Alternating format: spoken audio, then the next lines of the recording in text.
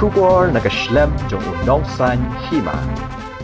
Menteri Ketenaga Kerjaan Kekhia Kejala Oba ALHEC harangkat batu Directorate of Health Service Medical Institution Dr. Amanwar hene kesngi kelahiar Shani Grims Hospital manai mensim ki nurse bet ki doktor ki ba ajing sumar ye ka bayo ya ka klam covid khat khandai ha kene ka jaka ajing sumar habaya kran batu Director Kani Grims Hospital Dr. P Bhattacharya ulapan pau ba kene ka jaka ajing sumar ka biang bat ka ajing sumar ru ya ke jingpang baro mula ong ru ba kajing ka ba kani ka jaka ajing sumar ka ya kendu kadai namar kiduna ki nurse ki banpet ya kinong pang covid ha ka ba ki haban trai baro arp sau kanta nakaliang u health minister uba ALHEC habai kren bet kilat pathai kebor ulayathu ulayo jingtep ba kani ka jaka ajing sumar kaduna ya ki nurse banpet ya kinong pang bat nakaliang gujung u unra ya kani kamat syak sorkar namar hadu menta ke sorkar kala shim ya karai ban ajing kershan ya ki hospital shimet hanrai ya ki jaga ajing sumar sorkar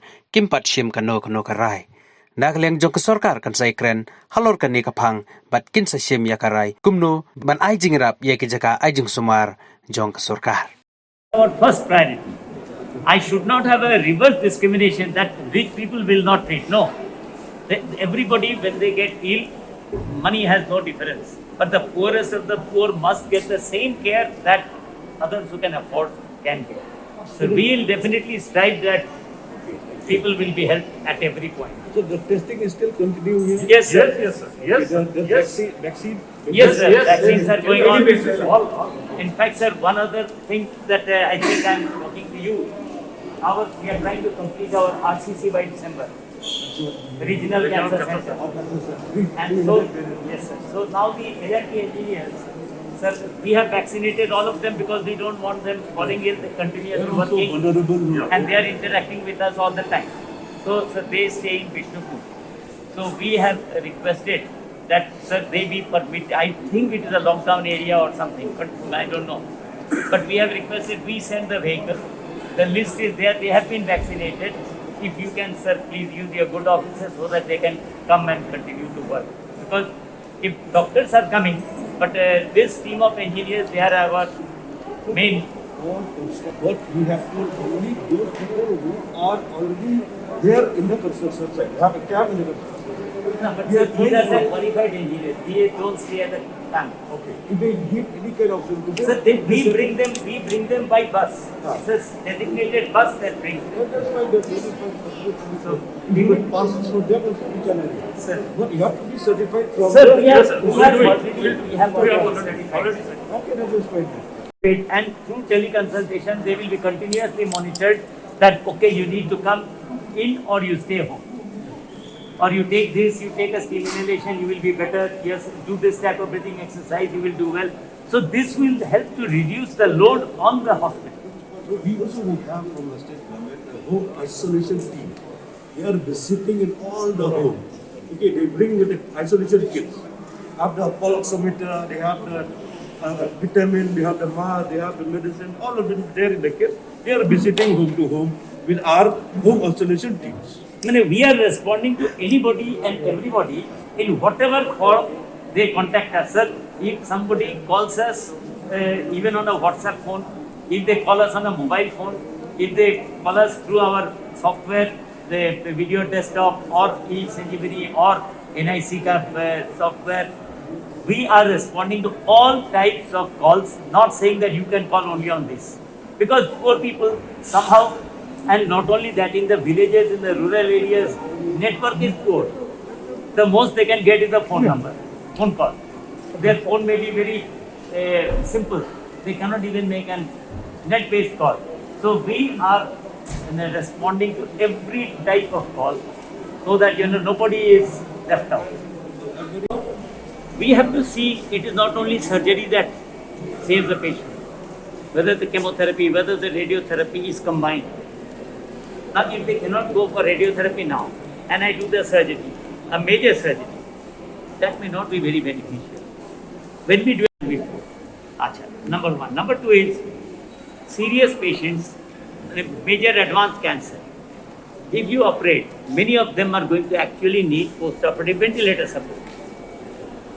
That will again consume large amount of oxygen, and if at the end of it the patient dies, So both the consumables, oxygen and the patient dies and the quality of life, we have to take everything into account to decide whether this is an early stage, merits an urgent operation, which will give the patient a reasonable chance. Sir, you may not be aware, I am working in palliative care. That is care of terminally ill patients. We run outreach services to the patient's homes, inoperable, operated, giving them both support, dressing, treatment, and all testing. So I think we have provided all those lab technicians for her. So regarding increase of the beds, I think from MHIS also you still have a lot of funds. I don't know about how many did you Sir, completed at last. medicines, Yeah. etc. is not going to be the issue. Sir, but the moment we talk staff in critical care, that is going to be many times, and that will cause the problem. So total bed, how much we have for this COVID patient? At present, we have got 130 beds plus the 25 ICU beds. Okay. 125. So now I'll give you the picture. Medical ICU was being run by medicine. Our ICU is run by us. In order to make staff available, we have taken over with double work. I have requested nurses that please, you will have to now work double. Please, this is COVID time. Our residents, they are working 24-hour duty shift. And we are not taken any extra staff, not even a bar count. You see, that is where we will get stuck. So we have put them into the COVID. So we are trying to see that we are bringing in residents from other departments to help out in ICU, in upstairs, downstairs, both. We are running training programs every day, familiarization program every day for residents from other departments so that they can help out. So this way we can actually provide manpower. Even if I am going to talk about employing doctors, sir, they will not be qualified doctors. They will not be able to do ICU duty. So better is we train, we have already trained last time. Now we are giving them refresher and putting them into this. So if I put somebody who does not know, sir, MBBS is a basic qualification. ICU is a very different level of care. So if I put somebody to take care of ventilator without training, is a death warrant. He will not know when something is going wrong. You said only the trained personnel. Oxygen position now we are. Nowadays, nearly every 7 to 10 days, we are having to refill oxygen. When that is not a problem. But if we go up, then we will have, because alternate day cylinders coming means if one truck fails to show up, we may have an immediate crisis. Because sir, we do not, you will ask me, Dr. Bhattacharya, why did you not put a bigger liquid oxygen tank? Fair question. So liquid oxygen is at minus 200 something temperature. Now it has an insulating tank, those cryogenic tanks. Even then some heating will occur. So what happens? The pressure builds up. Normally that is compensated by the draw off when I am using it in the ward. So that I don't have to worry about the pressure build up. If I buy a big tank and I don't use that amount of oxygen that it is required, when the pressure builds up, I have to bleed off that oxygen to release the pressure. That is huge wastage. So we usually go for liquid oxygen tank. Our capacity calculated to say 30% plus minus. So now the numbers are huge. So that type of increase is, we are now pulling in our paraclinical, preclinical, faculty, residents, PGs into COVID care. Again, according to NMC guidelines. They all need supervision. We can't put them independently. They all have to be under strict supervision because they are not registered. They are not registered. Sir, it could be at a we are going to fall short with staff. Because the non-COVID specialty services, super specialty services are going on. So urology, where will they go? The state government, we have already taken decision to increase manpower for COVID. We have given any private hospital and also our own government hospital to increase their own manpower. The government of India is not giving you that kind of order or We don't have anything, sir. You appoint a person, like a director does not have the power to appoint extra than sanctions. Outside sanctions can be you done. cannot increase the amount No, sir, the budget has to be approved. from the MHIS fund. So the MHIS fund as a staff, it would not be very like एक दो increase करके तो there is no point. Sir, if I am going to We are treating all non-COVID emergency patients, even emergency patients also. in CTDS we had an outbreak of COVID. So CTDS we have declared it a containment. So their patient, post-operative patients, because from the attendant became positive. And then the others also got infected there. So they are all kept. CTDS is now currently a containment zone. So that is separate. It is to increase In medicine. And in isolation, we have kept today our 5 students are there and 4 general. Nature of response, they have told me, but it was a great shame. But you know, if we are working off the hook, we are hitting the deck running, small slip-ups, and we are intending that they should be kept to the minimum, but we have immediately arranged everything. An explanation, you know, the family feeling that my husband is in this bed, but you are telling to shift outside. We explain that, okay, he is needing only oxygen. If he deteriorates, we will bring him back immediately. You do not worry. We will take care. You know how we tell, what we tell. We may do everything, but that milk of human kindness, if it is not there, everything else falls flat. A trust has to build up, a bond has to build up. So the challenge lies in the human resources, trained human resources, and this is true the world over. We are happy that we are getting good support from our people. Other departments are taking up sister department activities. Suppose medicine is looking after a lot of COVID, neurology may be looking after their patients in the ward. So we help each other out, and it is only through this that this type of pandemic we can take care. Is there any shortage of oxygen? At the present time, no. You may ask, as I told, our liquid oxygen tank capacity is adequate for now. Now you have a right to ask, why did you not buy a larger oxygen tank capacity? There is a system at work in this liquid oxygen. It is stored at below minus 200, minus 260 something. So these are cryogenic tanks. So in the outside temperature is warm. So still it will start building up pressure to evaporate. So this pressure, when we normally use the oxygen in the wards in the hospital, that pressure equalizes, drops off. It doesn't reach any dangerous level. If we bought a bigger tank, but we did not need that amount of oxygen, then even though we were drawing oxygen, the pressure would build up into the tank, and for safety reasons, we would have to bleed the tank and release oxygen into the atmosphere, a huge wastage. So therefore, a calculation is done, say a 30% plus minus, and we procure a tank of that capacity. So currently we are okay.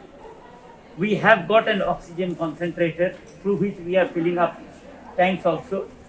And we are also, when requested and whenever we have that capacity, and till now we have not had a problem.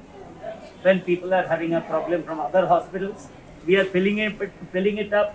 There is no cost involved because this is a service. This is a service. So this is not a commerce.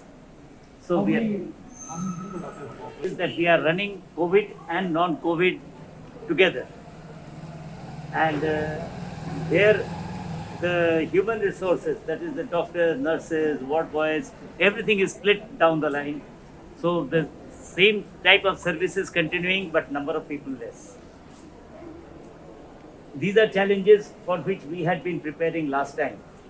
So we trained other doctors and nurses from other parts of the hospital, even the preclinical, paraclinical, even the laboratory services, So they were trained in managing COVID ICU patients.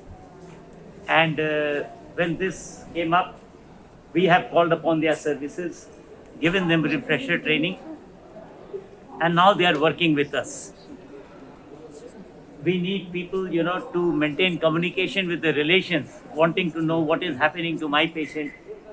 Sometimes we need people to sometimes bring medicines for them from the pharmacy.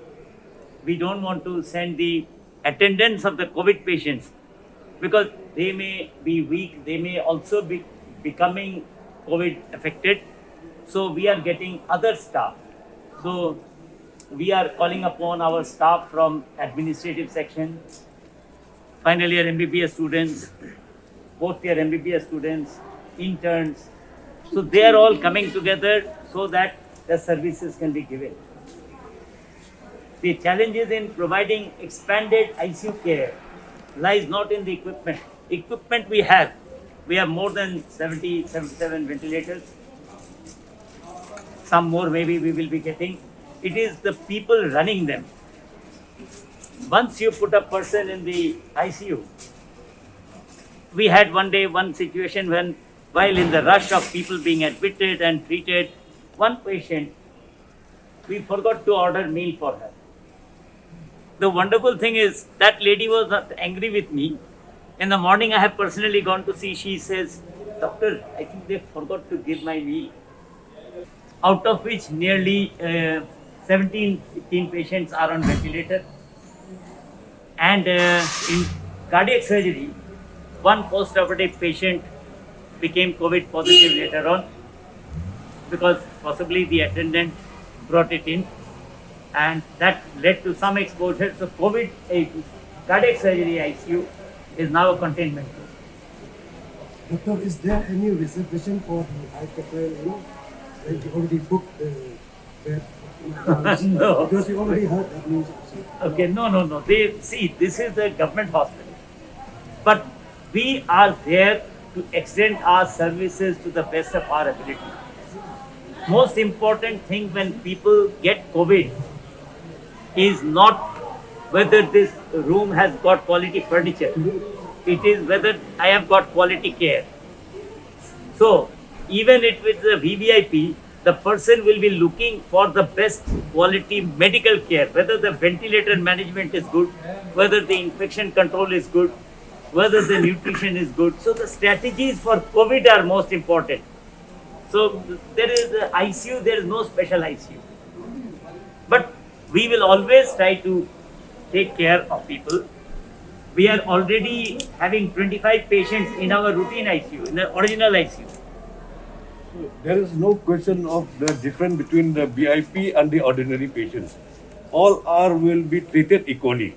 All are important and will be applying with the same yardstick only. Okay, but how would you turn the your Don't come menyo ya ka order naga government of India. Idon ke limitation juga. Idon gitar Henry kiman puar ke di menyo ka order naga government of India as said by the our respected director of migrants. Kita ini bakal solda kalau menyelek menyuk kita order kan. Kani dah kalian you tinggi dah kalian jangka review meeting bagi long ikwa ban support. Ya kani ban aga supplement ya kiman puar. Ya kita ngi ikan tang haki private hospital, impat ikan haki government hospital kepada jongka government of India. Baik, kita ni kan bagus ni kita tak kena tiang dengan hospital nomor 3 susuan ayo lakonnya ada COVID. It is affecting everybody across all age bars. What is not affecting now we have seen is at least the pediatric cases are still out. Maybe it's because the change of the virus.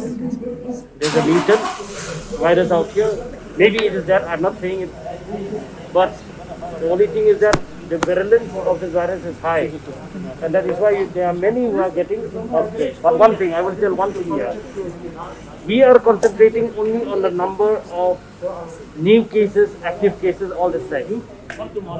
We have forgotten the number of recoveries. So the message now is, there is hope. At the same time, people are getting the infection, and at the same time, there is healing. That is hope. Kadang kejengkerman. Idan gibayo positive, but kita give you ya ke dikot kia ke juga kuat. Komentar kasing dan sos panyo ye belum positif. Kita lari recover pada kilang life panyo. Balik grad ini life panyo. Tak kamu nilai menilai secara ini virus. Tang lada ni buat perking ye ki instruction ngan ban yang saya sini kata. Kamu self lockdown.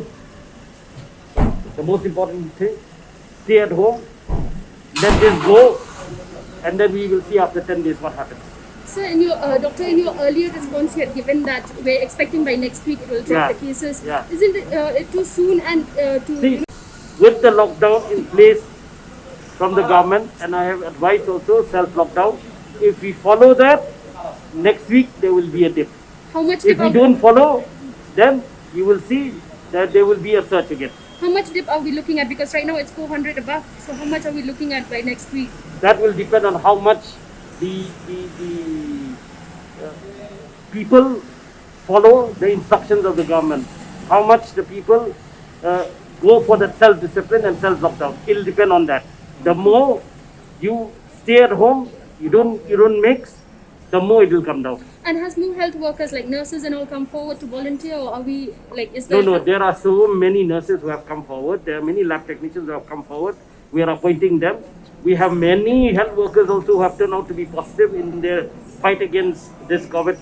In their fight against this COVID, that means providing care to the patient. We have lots of nurses coming in to help out. Do we have a number? How many of the health workers have tested positive? Yeah, we have got. I can't tell you offhand right now, but quite a lot of them have come out to be positive. Yeah, doctors, nurses, lab technicians.